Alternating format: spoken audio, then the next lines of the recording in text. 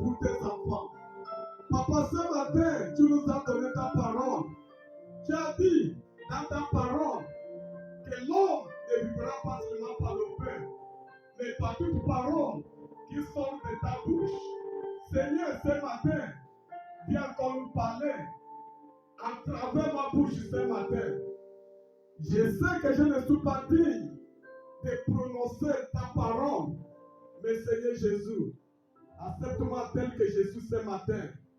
J'ai disparu afin que tu apparu. J'ai diminué pour que tu accroisses ce matin. Viens encore parler à une personne ce matin. Viens encore toucher la vie de ce matin. Viens encore toucher la vie de cet enfant ce matin. Seigneur Jésus, merci pour ta parole. Merci pour ce que tu as déjà fait au milieu de nous ce matin. Ce matin, à travers ta parole, guéris tout ce que tu veux guérir ce matin. Bénis tout ce que tu veux bénir ce matin. Restaure tout ce que tu veux restaurer ce matin. Pour qu'à la fin de ce culte, ton nom soit élevé. Nos vies, dans nos familles, c'est au nom de Jésus que nous avons tous prié. Est-ce que le Saint peut dire Amen? Chapter 5.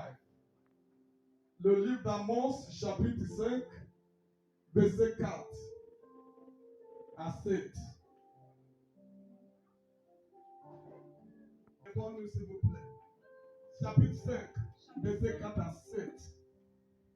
Amos 5, verset 4 à 7. Car ainsi parle l'Éternel à la maison d'Israël.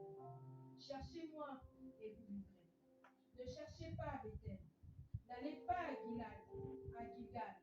Ne passez pas à Beersheba. Car Gilgal sera captif et Bethel anéanti. Cherchez l'Éternel et vous vivrez. Craignez qu'il ne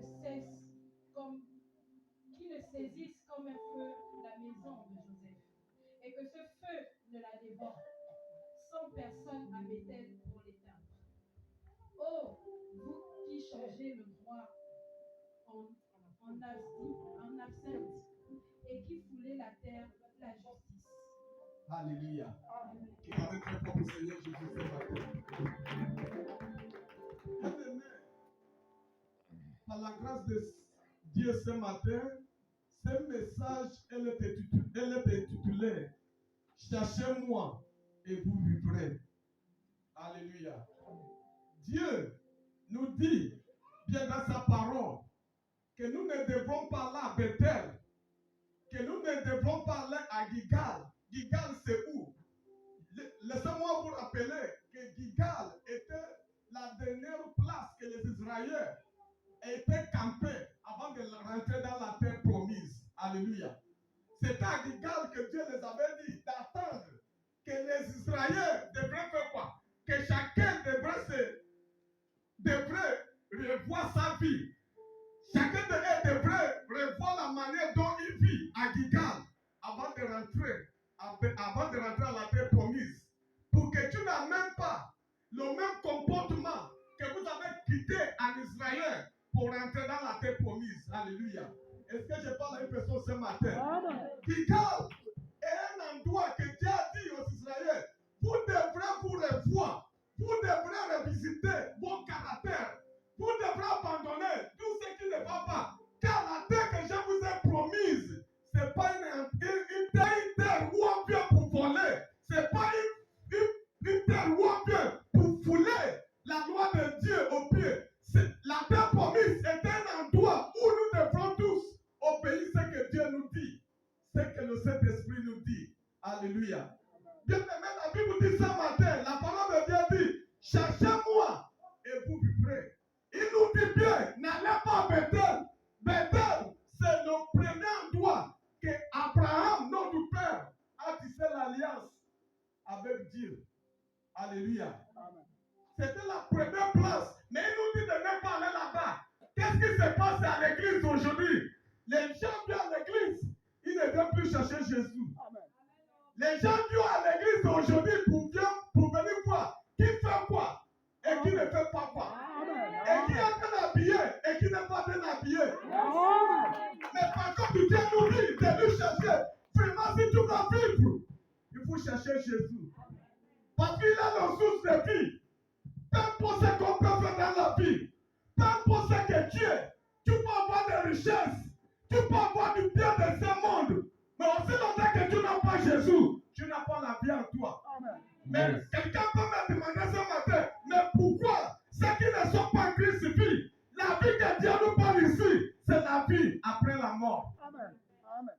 Alléluia. Yes, Daddy. Il dit vraiment, si tu veux vivre après sur cette terre, cherche Jésus. Parce qu'il est quoi? Il est le chemin et la vérité et la vie. C'est lui qui trouve ça, Jésus a tout trouvé. Alléluia. Lorsque tu as Jésus, tu peux réussir à n'importe où. Lorsque tu as Jésus, rien ne peut mourir entre tes mains. Lorsque tu as Jésus, tes affaires ne peuvent pas tomber en faillite. Lorsque tu as Jésus, ton mariage ne peut pas gaspiller. Alléluia. Voilà pourquoi la Bible nous dit de chercher d'abord Jésus. Et Papa Christ nous a prêché, je crois dimanche passé, il dit chercher d'abord le royaume des cieux. Et toute autre chose nous sera ajoutée. Mais le problème aujourd'hui, c'est que nous ne venons plus chercher Jésus. Nous venons à l'église parce que nous avons des problèmes. Nous venons à l'église parce qu'on veut se marier. Nous venons à l'église parce qu'on veut l'enfant. Mais on ne vient pas pour Jésus. Mais laisse-moi te dire quelque chose. Une chose ce matin est sûre. Tout ce que tu obtiens en dehors de Jésus ne peut pas durer. Tu peux amasser toutes les richesses de ce monde. Tu peux te marier, oui. Mais aussi longtemps que Jésus n'est pas dans ce mariage, c'est la catastrophe. Voilà pourquoi des fois, on se marie. Le jour du mariage, on est heureux. On a dansé, on a bu. Mais après moi, c'est la divorce. My God. Alléluia. On a dépensé les millions. Il y en a même qui font des prêts pour se marier. 6 millions, 4 millions. On loue les voitures, on décore les maisons, on fait des gâteaux. Mais après cela, 2 mois après, lorsque tu appelles, on te dit qu'ils ne sont plus ensemble. Parce que quoi? Jésus n'était pas au centre de ce mariage. Parce que quoi? Jésus n'était pas mêlé dans ce mariage. Seulement, on s'est forcé pour se marier. Des fois, je vous avais parlé 6 fois, que des fois, lorsque tu demandes quelque chose à Jésus ou à Dieu qui ne te la donne pas, attends. Ne force pas. Il sait pourquoi. Ces choses n'est pas encore arrivées. Parce qu'il est celui qui vous aujourd'hui, demain et l'avenir. Yes. Mais toi, tu es limité. Moi, je suis limité. Vous êtes limité. Alléluia. Il dit de ne pas aller à Bethel, de ne pas aller à Gilgal, parce que ces endroits seront détruits. Tout ce que nous voyons aujourd'hui, la beauté que tu vois aujourd'hui, les maisons que tu vois aujourd'hui, les voitures que tu vois aujourd'hui, tout ça là vont périr. Yes. Mais il n'y a qu'un seul homme qui ne peut pas périr. Et cet homme s'appelle Jésus, Christ de Nazareth. Amen. Voilà pourquoi il a dit que nous devrons tout faire pour lui trouver. Il y a même un passage biblique qui dit, que le royaume de Dieu est comme un champ où le trésor est caché. Lorsque tu trouves ce genre de champ, qu'est-ce que tu fais? Il faut vendre tout ce que tu as pour acheter ce champ. Parce que tu connais qu'il y a de la richesse dans ce champ. Qu'est-ce que ça veut dire? Ça veut dire, il faut tout faire pour avoir Jésus. Il faut donner ta vie à la place d'avoir Jésus. Alléluia. Amen. Aujourd'hui, on aime les cadeaux Hey. plus que celui qui donne les cadeaux. Mais on oublie qu'une fois que tu réussis à voir celui qui produit les cadeaux, c'est toi-même qui vas donner les cadeaux aux gens jusqu'à ce que tu vas te fatiguer. Mais on veut les cadeaux. On veut seulement parce qu'on veut être guéri. Mais une fois que Dieu nous guérit, on devient plus malin que Dieu. On ne vient plus à l'église. Yes. Tu vois ta sœur qui a prié pour toi à l'église. Oui, il n'est pas Dieu. Mais Dieu a utilisé la sœur, le frère pour te guérir. Quand tu lui vois maintenant, tu te caches. Hey.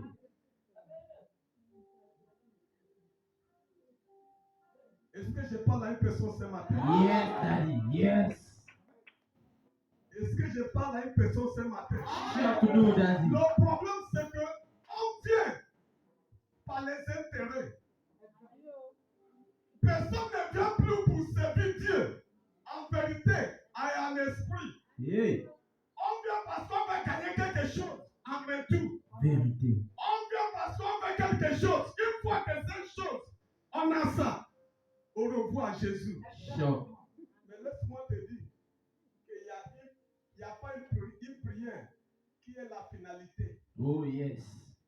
Il n'y a pas une prière que tu vas faire aujourd'hui que tu vas dire que tous tes problèmes est fini.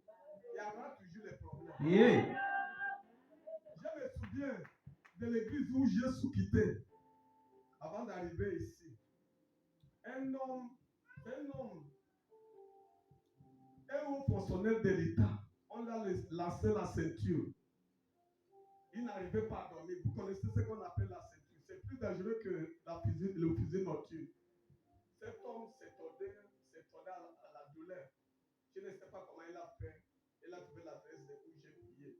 Lorsque cet homme m'arrive, le pasteur de l'église déclare le jeûne. Déclare le jeûne. On prie. Dieu lui a fait grâce. Il est guéri. Au bout de 2 ans, il n'est plus venu à l'église. Même pas venu dire merci. Hey. C'est maintenant quand on voulait lui enlever du travail, sa femme vient encore. Sa femme qui l'a amené pour dire papa, comme tu vois là, c'est moi qui as prié pour son mari. Mon mari est guéri depuis là. Mais maintenant là, il a l'autre problème. On veut lui enlever du travail. Le pasteur lui demande, mais depuis là, ton mari était où? Alléluia. Amen.